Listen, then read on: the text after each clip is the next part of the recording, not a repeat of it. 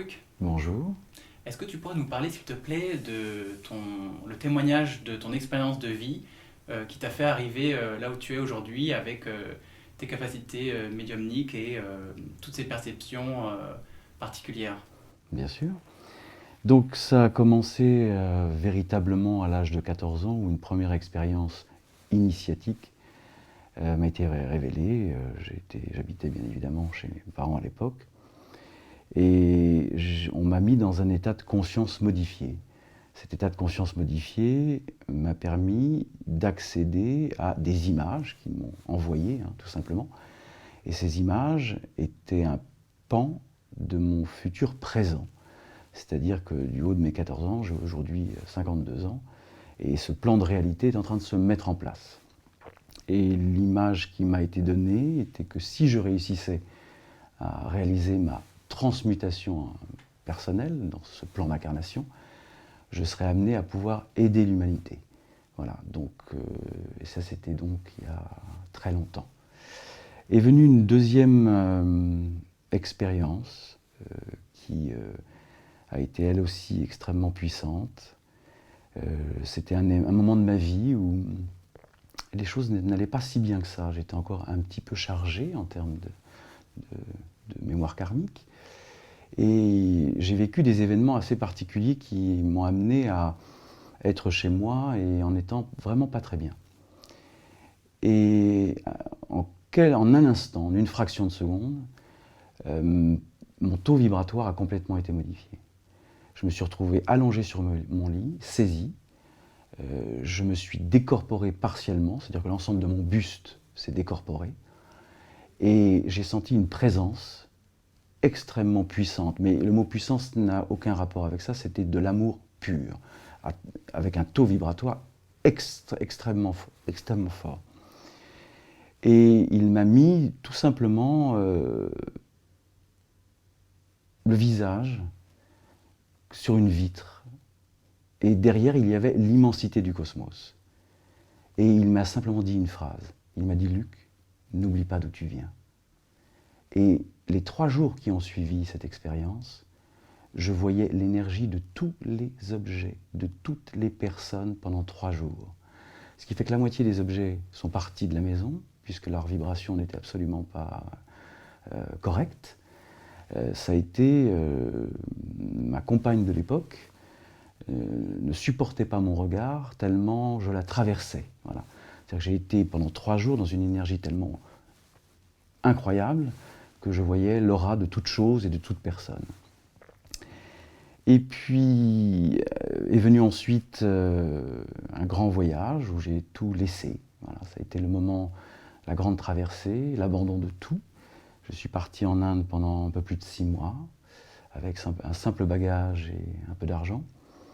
Et j'ai vécu beaucoup d'expériences très enrichissantes, de très belles rencontres, des moments d'existence qui m'ont fait percevoir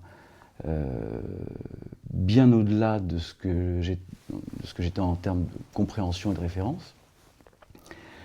Et ça a été aussi, durant toute cette période, 10 années de lecture absolument aboutie sur tous les sujets allant de la chiromancie, l'astrologie, la numérologie.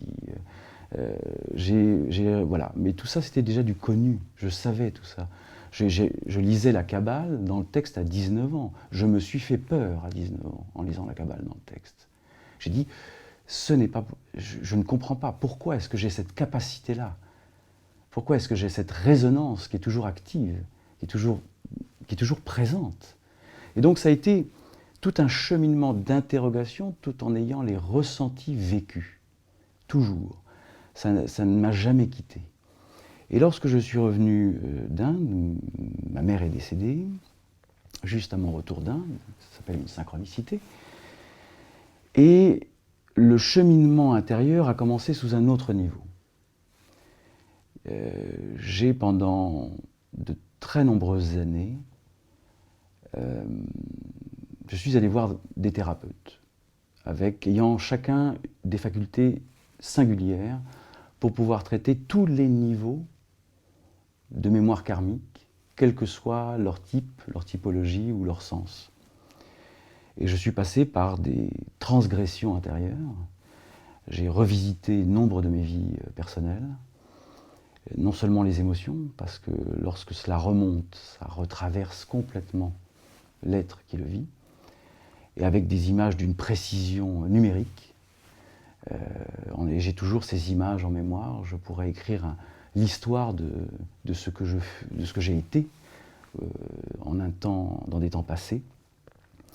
Voilà, ça a représenté au total 25 ans de travail, avec une douzaine de thérapeutes. Et puis un jour,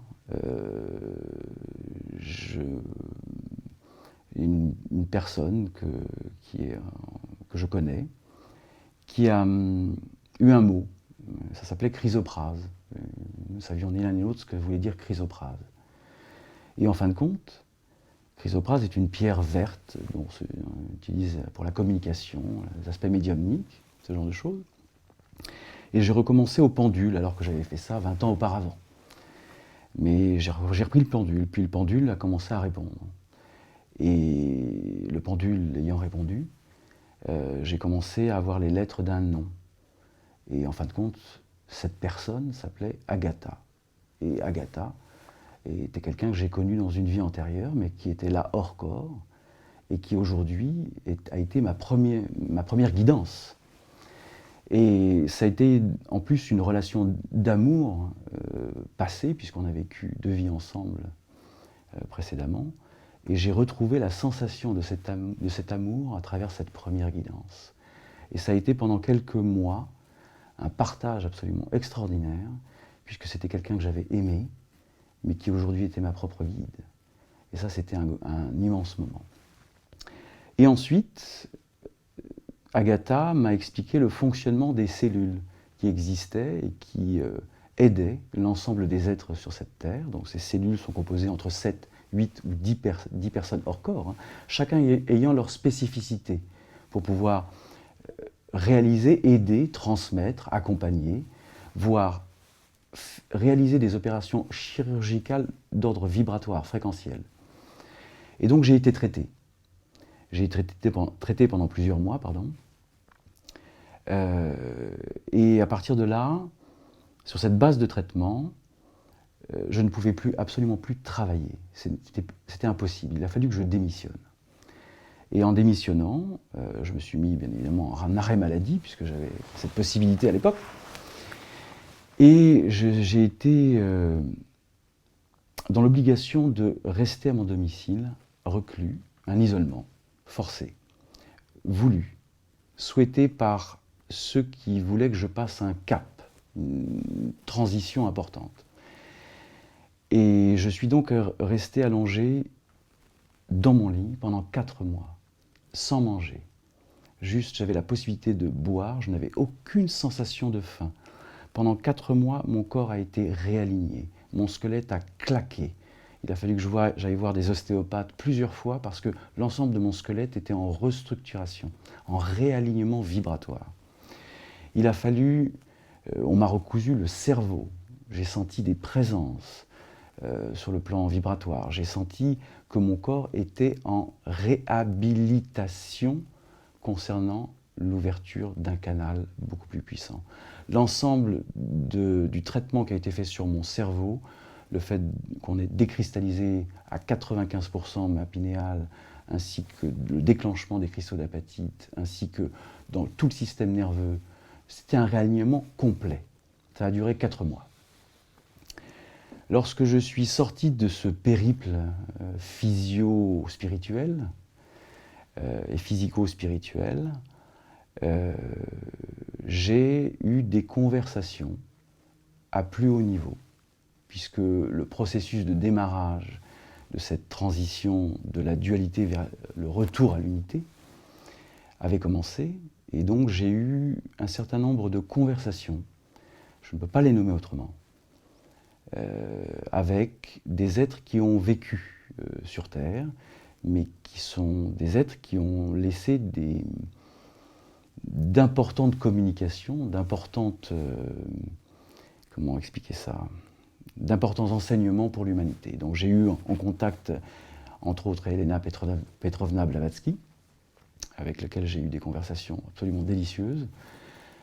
J'ai eu une conversation avec des maîtres de conscience, des maîtres de rayon, la plupart des archanges majeurs, et ça a duré un certain temps, jusqu'à ce que je n'entende plus qu'une seule voix.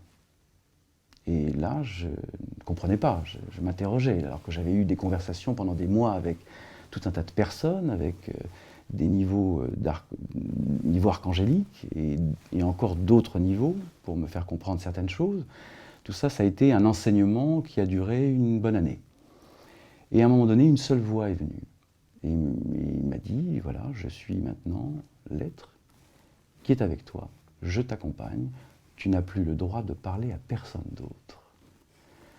Et donc, je lui ai dit, ok, très bien, welcome. Et donc, je lui ai demandé, mais est-ce que tu as un nom? Est-ce que tu as un... Donc, il m'a donné un nom, Simius. Voilà, 6e harmonique, donc, qui est au-dessus du niveau archangélique. Alors, il m'a donné ce nom simplement pour signifier, verbaliser quelque chose dans le domaine de l'humain. Il faut toujours nommer les choses, voilà. Donc au niveau harmonique, il n'y a pas de nom. Ils n'en ont pas besoin. C'est simplement pour donner, voilà, pour pouvoir le nommer. Si je l'appelle Simius, ça répond immédiatement. Voilà.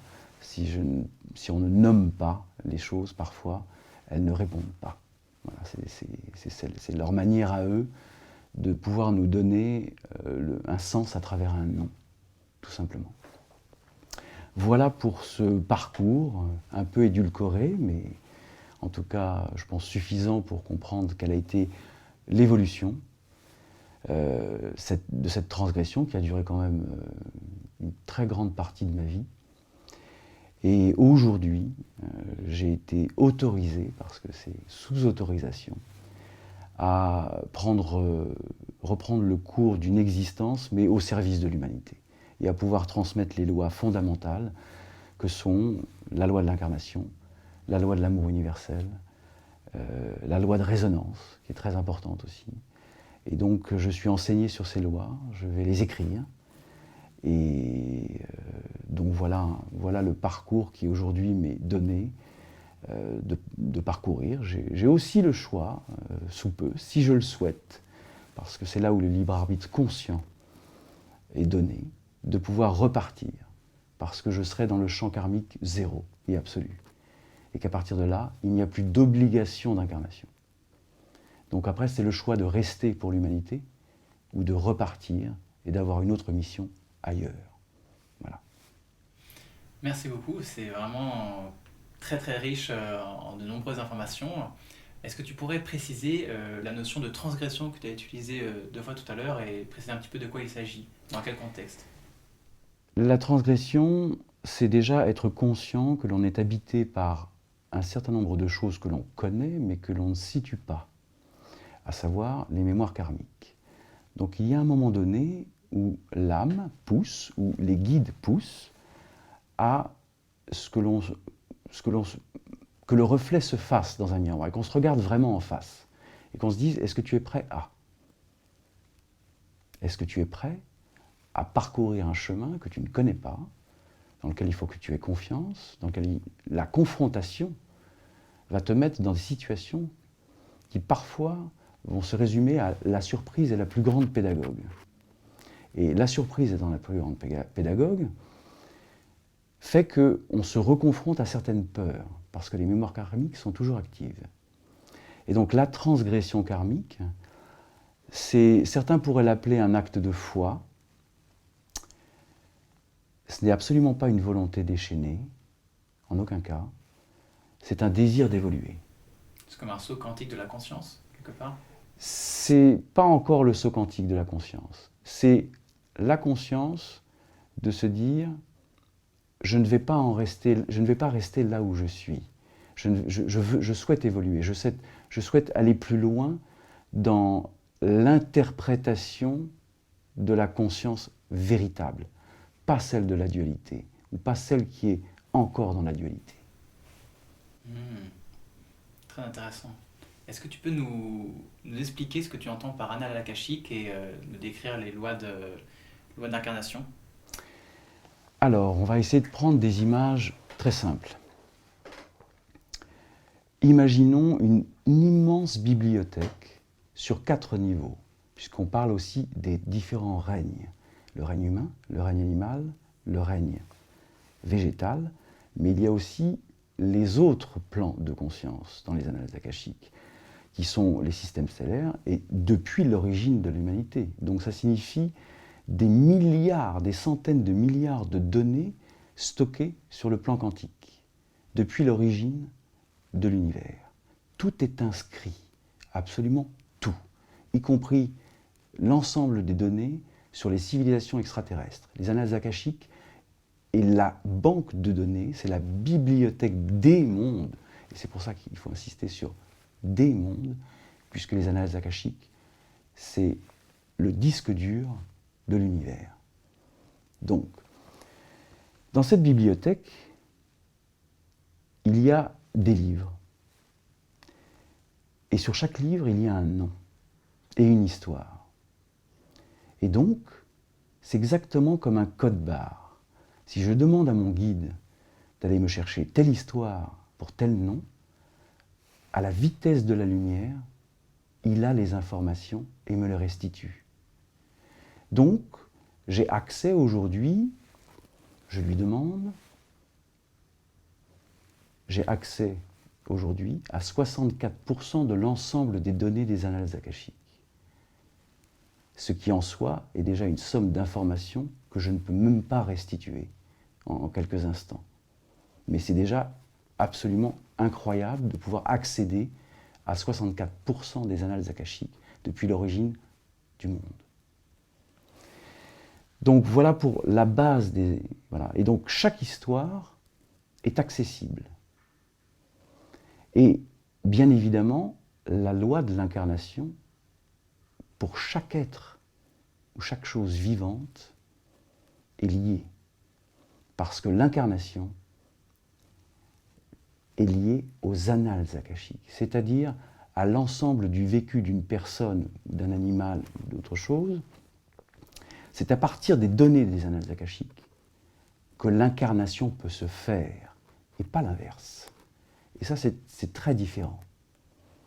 Parce que lorsque l'on ouvre un livre, alors on va prendre un exemple. Pour une personne qui en moyenne a 500 existences, on a un livre de 500 pages. Chaque page est l'histoire d'une vie. Et dans ce livre, il y a forcément des vies qui ont été plus difficiles que d'autres. Et donc, lorsque l'âme est prête à s'incarner, on lui soumet un plan d'incarnation sur la base réelle de ce qu'il doit transgresser dans l'incarnation, dans son évolution. Et donc on va lui soumettre un plan sur la base des choses qu'il n'a pas réussi dans les expérimentations précédentes. Et c'est sur cette base-là que le plan d'incarnation est créé et que l'âme vient sur Terre dans une région, une famille, des parents précis, une culture. Et donc l'âme est conditionnée à vivre ce plan d'incarnation avec les résonances qui s'appliquent à elle. Voilà une représentation un peu complète qui montre à quel point, lorsque l'on donne son accord pour revenir sur Terre et s'incarner, et donc revenir dans la densité, ce qui n'est pas simple, hein. Il faut le savoir, hein. Je pense que tout le monde le sait à travers ce que chacun vit dans son parcours quotidien, mais que tout ça est induit par le fait que l'on a signé, ou pas. Parce qu'il y a des fois où ça nous est imposé, en fonction du parcours que l'on a à réaliser pour que l'expérimentation puisse faire évoluer l'âme d'une manière la plus vive. Mais il s'avère que certaines âmes n'ont pas la force de réaliser le plan d'incarnation qui leur a été assigné. Et donc, cela peut être partiel ou quasiment en totalité. Mais chaque âme fait ce qu'elle peut. L'univers ne juge pas. L'univers ne juge jamais. Le jugement n'est que dans la dualité humaine. Est-ce que tu peux nous expliquer qu'est-ce que fait cette magnifique statue dans cette vidéo, celle qui est juste derrière toi? Alors Soliman, donc pour le traduire l'homme solaire, eh bien voilà, c'est une représentation précise de quelque chose que j'ai vécu, qui est la représentation d'une annale akashique. Pour faire cela, puisque ça, je vais expliquer cette histoire. Voilà. Cette histoire appartient à ma propre destinée, à ma propre transgression karmique. Voilà. Donc il s'est avéré qu'un jour, je me promenais dans Paris, dans le Marais, et j'ai vu cette statuaire dans une boutique de pierres et de statues, et j'ai eu une recognition. Je me suis reconnu dans l'énergie que dégageait cette statuaire. Et c'était tellement puissant que je n'ai pas pu m'empêcher que de rentrer maintenant, de demander mais qui a créé ça. J'étais vraiment extrêmement étonné de l'émanation vibratoire que représentait cette statue. Et on m'a donné le nom de la personne qui a sculpté ce bronze, qui a réalisé ce bronze. Et j'ai cherché sur Internet cette personne, j'ai trouvé un nom, j'ai envoyé un message à travers un site, etc. J'ai même trouvé un téléphone, je crois, ou en tout cas j'ai envoyé un mail, et je n'ai eu aucune réponse pendant 6 mois. Le temps n'était pas venu de rencontrer la créatrice de cette œuvre. Donc 6 mois plus tard, je reçois un appel. Et de cet appel est venue une rencontre. Et je lui dis, est-ce que vous avez toujours cette statuaire de Soliman, pardon. Elle me dit oui, je ne l'ai pas vendue. Je n'en étais pas étonné une seconde parce que je savais que cette statuaire, que cette représentation, que ce bronze, était pour moi, tout simplement. Il était lié à ma résonance, il était lié au cheminement auquel j'appartenais, et que donc elle m'était destinée. Donc la suite de l'histoire, c'est que je vais chez elle, et j'avais ce sentiment de la connaître. Et bien évidemment, beaucoup d'informations sont descendues, alors que nous étions en pleine conversation, et que Soliman était dressé sur un pied juste devant nous. Et les informations qui lui ont été données à ce moment-là l'ont mise dans un état extrêmement difficile, parce que c'était des informations qui appartenaient à son enfance, et qui l'ont mise dans un état émotionnel extrêmement délicat. On est resté 4 heures ensemble, on a convenu de se revoir, de partager. Donc on s'est convenu sur l'achat de ce bronze. Et lorsqu'on s'est revus, j'ai demandé bien évidemment mais comment est-ce que tu as créé ce bronze? Parce que j'ai jamais vu une représentation comme celle-ci, quoi. Elle m'a dit, je ne sais pas. Je ne sais pas. J'ai eu une image. Une image est venue et j'ai sculpté ce bronze. Et je ne savais pas pourquoi j'ai eu cette image, mais je devais le faire. Et donc c'est là où les résonances, lorsque la résonance est juste, qu'elle est conduite, qu'elle est ordonnée par les êtres invisibles et les guides qui sont auprès de nous chaque jour, font faire des actes qui parfois sont séparés, mais qui se retrouvent à un moment donné dans le temps juste. Nous nous sommes aimés un temps. Et de cet amour, il y avait des perceptions et des sentiments extrêmement particuliers. Et donc, bien évidemment, j'ai demandé, bon, maintenant vous allez m'expliquer très clairement quelle relation on a eue dans des existences précédentes. Parce que je savais très bien que ce que je ressentais, ou ce qu'elle ressentait, était lié à d'autres existences. Donc je vais en raconter une, qui va illustrer pourquoi nous nous sommes retrouvés et ce qui devait être défait en départition afin que chacun retourne dans son existence. Parce que Soliman a été en fin de compte le lien qui nous a réunis. Nous avons vécu à l'époque maya, aztèque, et nous étions prêtresses et prêtres dans le temple. Je représentais le soleil, elle représentait la lune. nous étions symboliquement les gardiens de ce sanctuaire. Mais nous nous sommes aimés. Et bien évidemment, c'était absolument interdit. Et de cet amour vécu, nous avons été décapités, l'un et l'autre, parce qu'il était absolument interdit de s'aimer dans le temple, dans le sanctuaire. Nous devions avoir un rapport symbolique, etc. Donc, cet amour revécu plusieurs centaines d'années plus tard était dans le temps linéaire aussi exact, aussi puissant qu'il y a plus de 1500 ans. Ce qui explique que toute incarnation est puissante dans le temps linéaire. Que ce soit il y a 10 000 ans ou il y a un jour, l'âme est absolument gravée de l'événement. Et donc à partir de là, tant que l'affect ou le trauma qui est lié à l'incarnation est toujours présent, il empêche toute personne d'évoluer consciemment et dans le libre arbitre, précisément dans le libre arbitre conscient, de devenir son propre co-créateur et d'être accompagné dans la création. Donc tant qu'il existe des réalités communes entre les êtres et entre les incarnations, il est absolument impossible de pouvoir progresser dans un plan d'incarnation qui serait redevenu neutre, puisque les affects sont toujours présents, puisque le temps linéaire est toujours actif. Voilà à peu près pour ce que représentent les annales akashiques, l'incarnation, et un exemple de ce que peut représenter dans le plan d'incarnation une réalité de nouveau vécue pour que une transformation se passe et que chaque être reprenne le chemin de sa propre destinée. Voilà. À propos de destinée, est-ce que tu peux nous décrire quelle est ta manière à toi de guider et de soigner les gens qui viennent à toi? Alors aujourd'hui,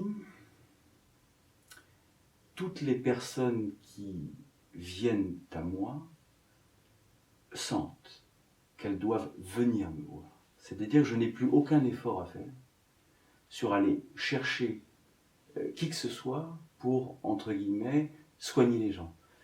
J'ai eu bon nombre de témoignages où on m'a dit voilà, sur votre page Facebook, j'ai vu ce que vous avez écrit, c'est très bien, mais quand j'ai vu votre photo, je n'ai pas eu d'autre choix que de vous envoyer un mail ou de vous appeler. Parce que j'ai senti que vous alliez pouvoir m'apporter des réponses, alors que j'ai vu X thérapeutes ou X, etc., qui m'ont apporté un certain nombre de réponses, mais aujourd'hui, les réponses que j'attends, j'ai senti que vous pouviez me les apporter. Et donc j'ai eu un certain nombre de témoignages qui m'ont permis de comprendre qu'aujourd'hui, absolument toutes les personnes qui ont besoin de passer à un cap très différent de ce qu'ils ont pu vivre en termes de transgression personnelle avec un certain nombre de thérapeutes, donc toute évolution avec les thérapeutes est merveilleuse parce que chaque étape est nécessaire. Donc il n'y a aucune thérapie qui ne soit condamnable. Il n'en existe aucune, puisque la thérapie correspond précisément au niveau de conscience nécessaire de la transgression, pour la transgression. Donc toutes les personnes ont évolué avec différentes thérapies, peu importe lesquelles, ça leur a permis de comprendre un certain nombre de choses, mais il y a un moment donné où les thérapies ne peuvent plus permettre une évolution personnelle à un niveau supérieur, même si je n'aime pas le mot, parce qu'il n'est pas question de supérieur, mais une évolution plus aboutie, on va dire ça comme ça. Et pour que l'évolution et que la transgression réelle se fasse, on est obligé d'aller chercher les traumas karmiques les plus durs qui sont dans les vies passées. Donc le protocole est suivant. Avec l'autorisation, parce que ça ne se passe pas sans autorisation, je demande déjà à savoir quel est le nombre d'existences pour les personnes. Ce qui donne l'échelle d'expérimentation de chaque âme. À partir de ce nombre d'incarnations, donc prenons même un chiffre, voilà, 500 incarnations, je demande le nombre d'incarnations qui se sont passées hors densité terrestre, pour savoir quelles sont les expériences qu'a vécues l'âme hors champ, hors densité. Alors ça peut être aussi sur des civilisations extraterrestres, parce qu'il y a eu des expériences dans d'autres civilisations. Et à partir de là, je demande quels ont été le nombre de vies dans lesquelles il y a eu des épreuves extrêmement marquantes, c'est-à-dire des empreintes traumatiques tellement graves qu'elles puissent être encore ressenties dans le temps linéaire, dans l'incarnation et dans le présent de la personne. Puisque le temps n'existe pas concernant le rapport karmique. Et donc on me donne le nombre de vies les plus dures, le nombre de vies dans les karmas moyens et le nombre d'existences à traiter dans les karmas les plus faibles. Et très généralement, ces trois niveaux sont liés, puisqu'il se peut très bien que dans une vie, il y ait eu trois traumas extrêmement puissants, mais qu'il y en ait eu aussi des moyens et des faibles, et que ça puisse appartenir à une seule vie ou deux existences, ou ce qu'on appelle des existences réplicatives ou réplicantes, puisque si une âme qui expérimente quelque chose dans une vie n'a pas compris, elle revient dans une autre, on lui propose le même fond, mais pas dans la même forme, dans le même champ d'expérimentation, jusqu'à ce qu'elle comprenne. J'ai eu moi-même des vies réplicatives, puisque je n'avais pas compris ce que je devais transgresser. Donc j'ai eu jusqu'à 3 existences pour comprendre parfois quelque chose. Et ça, voilà, c'est valable pour tout être dans l'évolution et le positionnement de l'incarnation à travers le temps. Quand tu soignes quelqu'un, est-ce que tu agis sans lui parler, ou est-ce que tu lui donnes des conseils? Est-ce que tu le guides? Est-ce que tu sens des choses qu'il a besoin de faire, qu'il a besoin de changer dans sa vie, et donc lui donner l'énergie pour changer ces choses-là, ou est-ce que tu lui donnes juste de la conscience sur sa vie? Dans le protocole autorisé avec Simius, ce n'est pas une obligation, mais il souhaite donner les informations d'une dizaine d'incarnations à chaque fois. S'il en traite 20 dans la soirée, en tout cas il les nomme, il va m'en donner une dizaine. Et donc je vais donner les dates, ce qu'a été la personne, ce qu'elle a vécu, pour qu'elle puisse prendre conscience de ce qu'elle a été ou de ce qu'elle a fait. Mais une fois de plus, c'est sans jugement. C'est un simple constat. C'était la lecture d'une page d'un livre que l'on a été. Mais il insiste pour que la personne prenne conscience de ce qu'elle a fait dans un autre temps et qu'elle réalise aujourd'hui ce qu'elle ressent encore par rapport à cette vie passée qu'on est en train de lui lire, parce que c'est une lecture akashique. Et donc, il y a absolument tous les détails. Et il me demande parfois, demande-lui comment il ou elle sent ce que je suis en train de te transmettre. Et généralement, ça résonne tellement dans la personne que la personne se rend compte à quel point elle est encore habitée par ce schéma de fonctionnement, ou cette réalité effective, ou ce comportement, ou ces peurs, ou toute autre chose qui concerne quelque chose qui a déjà été vécu préalablement dans un autre temps, dans un autre corps, dans une autre conscience. Et pourtant, c'est exactement la même, dans le présent. Sauf qu'elle est je vais utiliser un mot anglais, en background. Elle est juste là. Et donc, l'inconscient a un jeu extrêmement fastidieux vis-à-vis de la connaissance du background. Parce que ça passe par l'inconscient, qui envoie un certain nombre d'informations pour lesquelles nous n'avons aucune donnée consciente tant qu'on n'a pas accès aux annales akashiques.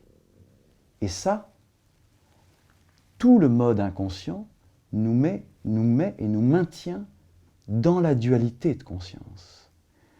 C'est toujours une mise en équilibre entre l'inconscient et le background, qui justement, l'âme pousse à ce que tout remonte, à ce que tout s'émancipe.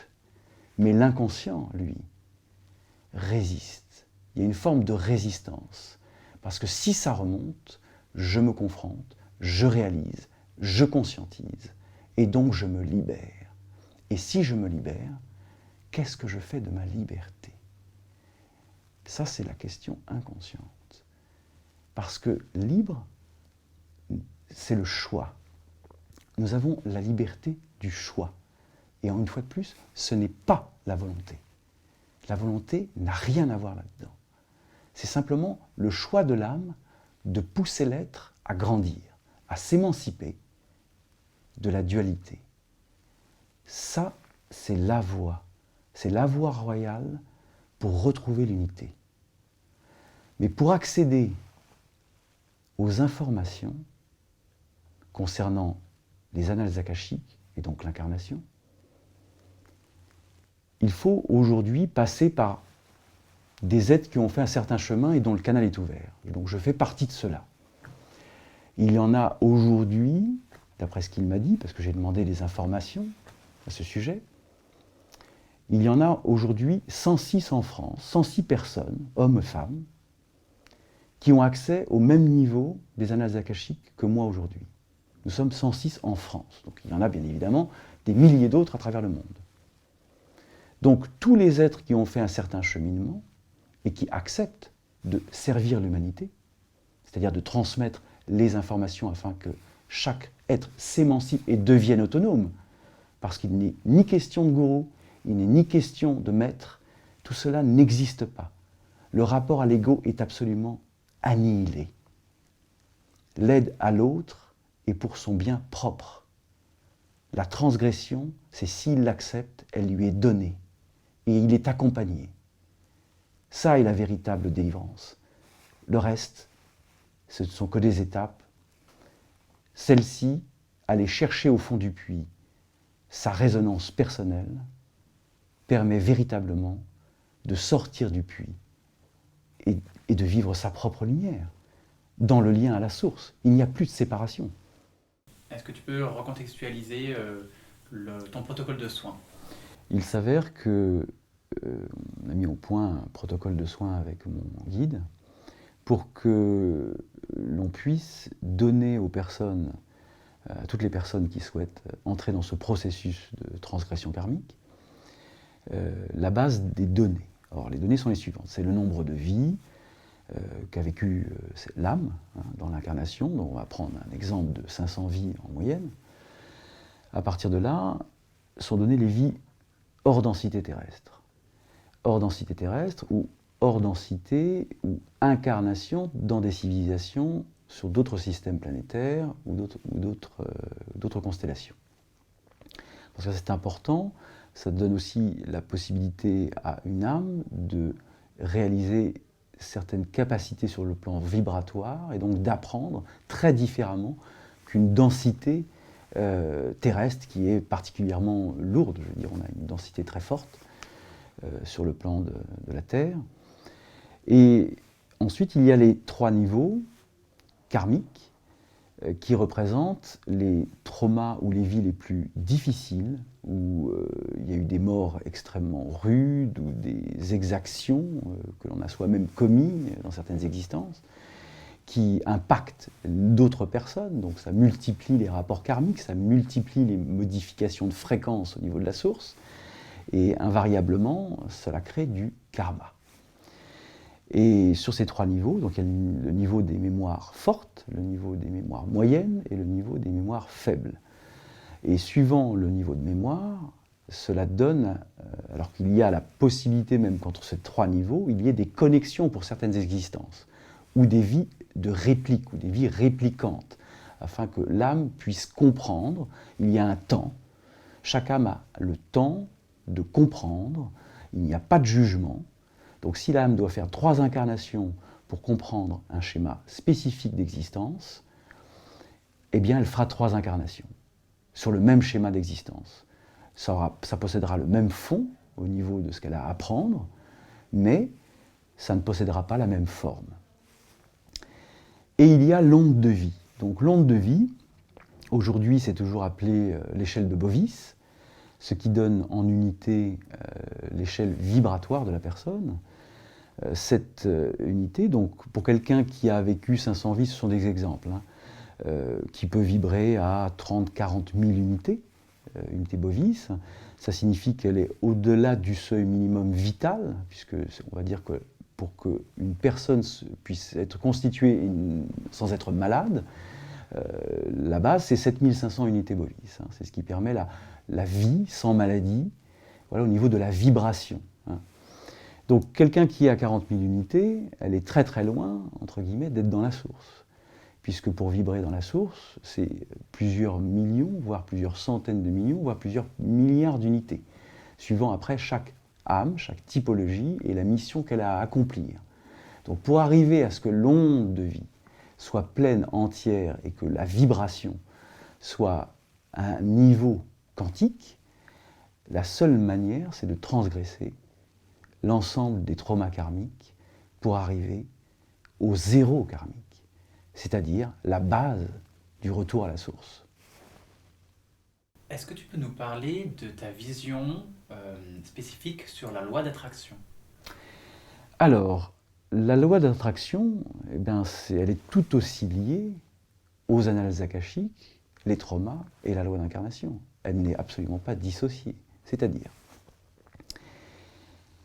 si l'on est habité par un certain nombre de vies qui ont été extrêmement compliquées, cette résonance linéaire existe toujours dans notre incarnation présente, et donc, on appelle ça la loi de résonance ou la loi d'attraction.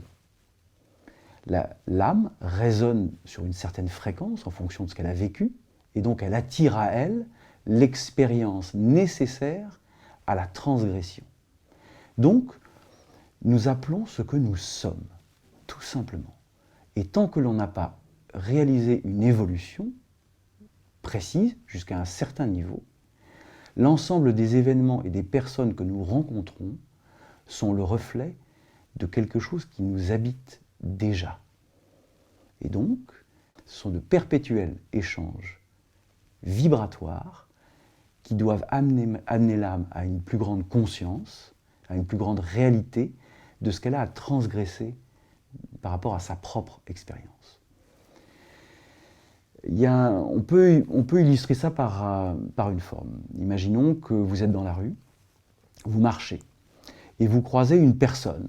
Et déjà, l'image de la personne, entre guillemets, vous interpelle. Mais lorsque vous la croisez à une certaine distance, ou proche de vous, ce sont vos corps énergétiques qui rentrent directement en contact avec les siens.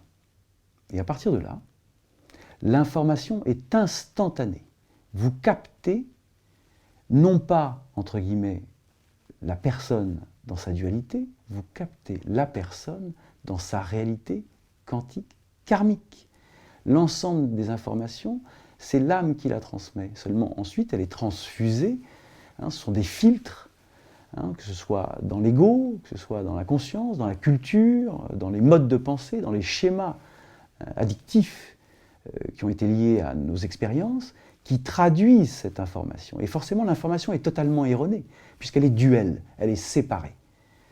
Or, si on reprend à la base le fait de recevoir l'information et de se dire, cette personne est peut-être un peu plus chargée que moi-même, tout simplement, en termes de karma. Ce n'est plus un jugement, mais c'est une manière de jauger où en est l'évolution de la personne. C'est donc comprendre que cette personne elle-même est dans un chemin d'évolution, de transgression aussi, ou pas, peu importe, ça n'a aucune importance. Et il n'y a plus de jugement. Il n'y a plus de séparation avec l'autre. C'est une modification complète de l'état de conscience. Et donc à partir de là, il n'y peut plus y avoir de guerre, puisqu'il n'y a plus de séparation. comment tu traites l'émotion ou l'émotionnalité des gens que tu soignes? Je ne traite pas. La personne doit repasser par ce qu'elle a été. Ça fait partie de ce travail de transgression. Nous retraversons tous, sans exception, les chemins que nous avons vécus. Et nous repassons par les émotions, les sentiments, tout ce qui a été gravé en nous à travers le temps. Et qui, une fois de plus, appartiennent à ces annales akashiques.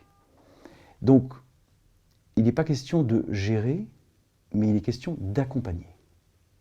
Et de faire comprendre que l'émotion qui remonte ne lui appartient pas en propre, puisqu'elle est le reflet de quelque chose qui s'est passé dans le temps linéaire, et que, en aucun cas, il s'agit d'une reproduction, mais simplement d'une évacuation, parce que cela remonte, et que la retraversée n'est parfois pas simple, parce que lorsqu'on a vécu des traumas extrêmement graves, le type d'émotion, le type de sentiment qui remonte est absolument équivalent à l'origine de la création du trauma. Il n'y a aucune différence sur le plan du niveau d'énergie de l'émotion. C'est la même, que ce soit passé il y a 10 000 ans ou hier, ça n'a aucune importance. Donc, accompagner au mieux la personne, c'est déjà lui dire de n'avoir aucune culpabilité. Parce que la culpabilité n'existe pas. Elle ne doit pas s'impliquer dans cette transgression. Ce qui a été, a été. Si aujourd'hui la personne décide de réaliser sa propre évolution en conscience, et qu'elle a la force, une certaine... En latin, il y a un mot qui s'appelle fortitudo. Ça veut dire la force d'âme. Et il en faut, parfois. Lorsqu'on retouche à des choses que l'on a vécues ou que l'on a commises dans certaines existences, il faut être bien en place. Voilà. Et donc, c'est l'accompagnement avec la personne. C'est pour ça que je dis souvent à ces personnes qui ont entrepris ce chemin final de résolution karmique, que je suis présent si jamais ils sentent à un moment donné, dans la suite du traitement, parce que ça travaille pendant de longues semaines derrière pour se destituer de toutes les bandes de fréquences dans lesquelles les traumas sont induits sur le plan quantique. Et donc ça modifie complètement la physiologie, la psychologie. C'est une modification complète dans un temps suffisamment court pour que la personne puisse vivre certains dédoublements ou une forme de schizophrénie, puisqu'il y a une modification complète de la conscience, par palier, pour ne pas brusquer la personne. Parce qu'il est impossible de revivre 20 vies en 1 heure, vous tombez par terre et vous mourrez tellement les peurs remontent ou tellement les traumas se réinduisent en vous, et c'est impossible. Donc c'est étalé sur plusieurs semaines après la séance. Il travaille pendant plusieurs semaines, palier par palier, vie par vie, trauma par trauma, avec aussi des moments de temporisation pour que le corps ait eu le temps d'absorber cette transformation, puisqu'il y a aussi un temps d'absorption dans le corps. Nous sommes dans une densité. L'énergie, c'est l'énergie. Le corps, lui, est beaucoup plus dense. Donc il faut du temps pour que le corps ait le temps de muter. Voilà. Quels sont tes projets à venir?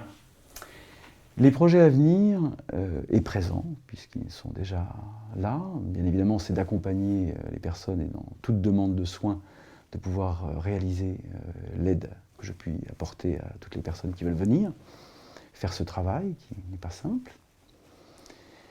Je suis en train d'écrire un livre initiatique, qui raconte de manière autobiographique un peu tout mon parcours.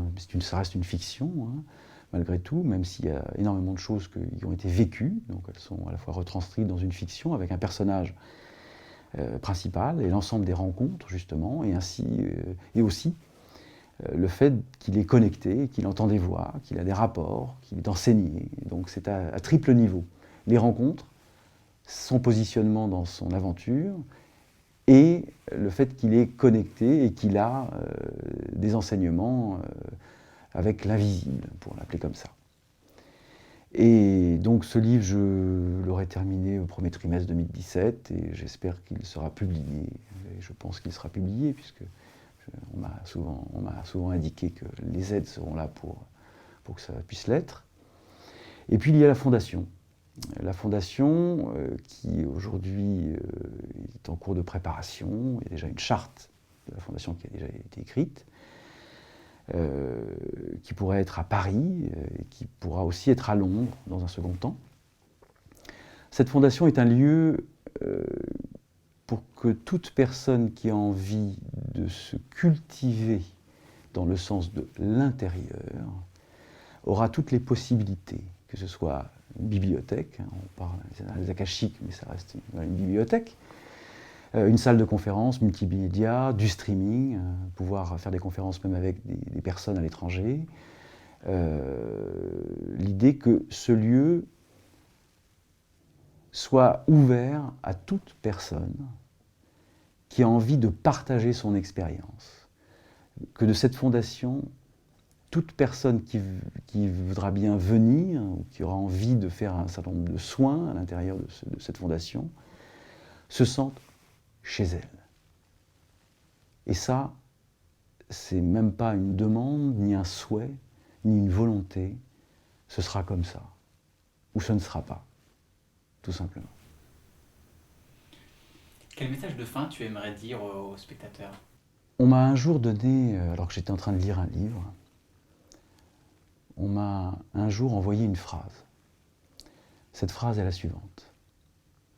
L'observance, elle qui ne nous fait juger de rien, mais jurer de tout. Je m'explique. Si vous observez les choses sans jugement, vous verrez les choses dans leur vérité.